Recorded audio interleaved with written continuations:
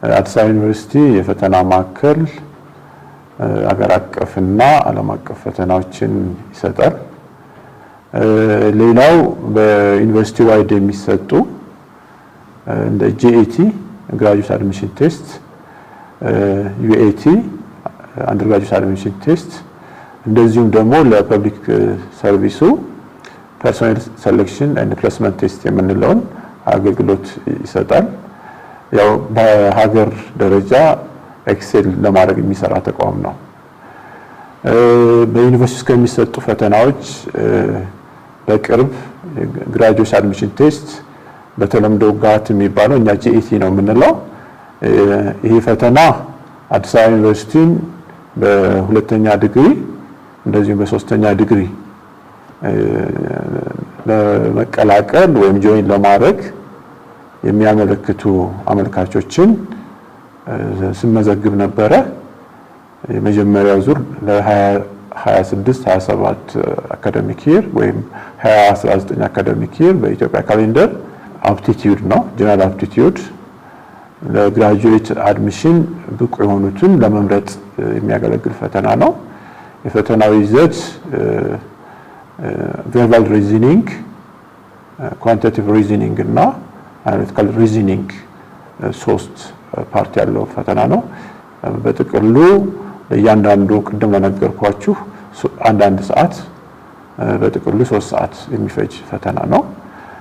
ሌላው ለቅድመ ምረቃ ፕሮግራም ለሚገቡ ተማሪዎች የምንሰጠው ፈተና አለ። የዩኒቨርሲቲ ፈተና ግራጁዌት አድሚሽን ቴስት ወይም UAT የምንለው ፈተና ነው። ይሄ ደግሞ አዲስ አበባ ዩኒቨርሲቲን ለመቀላቀል የሚሹ የአንደርግራጁዌት ተማሪዎችን ለተለያዩ ፕሮግራሞች አዲስ አበባ ዩኒቨርሲቲ ስለሚሰጡ ሴሌክት ለማድረግ ወይም ለመምረጥ ለመመልመል የምንጠቀምበት ፈተና ነው። ይሄኛው ፈተና የአፕቲቲዩድ ፈተና ነው። ሃይ ስቴክ ፈተና ነው። ስታንዳርዱን የጠበቀ ፈተና ነው። ይህም ፈተና ቨርባል ሪዝኒንግ እና ኳንቲቲቭ ሪዝኒንግ የአመልካቾችን ለመመዘን የሚሰጥ ፈተና ነው። አመልካቾች ይህን ፈተና ማለፍ ይጠበቅባቸው ወደ አዲስ አበባ ዩኒቨርሲቲ ለመግባት። ይህም በአዲስ አበባ ዩኒቨርሲቲ ሌጅስሌሽን በግልጽ ተቀምጧል። ብዙ ጊዜ ተፈታኞች ይህን ባጭሩ የገለጽኩትን ነገር ተገቢው መረጃ ለማግኘት የአዲስ አበባ ዩኒቨርሲቲን ዌብሳይት ቢከታተሉ በቂ መረጃዎች አሉ።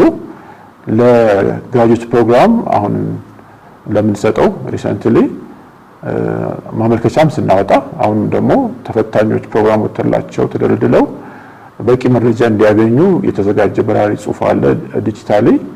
ያንን ከዩኒቨርሲቲ ዌብሳይት እንደዚሁም የፈተና ማዕከል ከ82000 በላይ ተከታይ ያሉት አለ ቴሌግራም ቻናል። ያን ቴሌግራም ቻናል ቢከታተሉ ስለ ፈተናው ዝግጅት፣ ፈተና ሲፈተኑ ቅድመ ሁኔታዎች መሟላት እንዳለባቸው፣ የፈተና ቀን ምን ነገር መሟላት እንዳለበት፣ ዝግጅታቸው ምን መምሰል እንዳለበት በቂ መረጃ ከዚህ ቴሌግራም ቻናል ሊያገኙ ይችላሉ።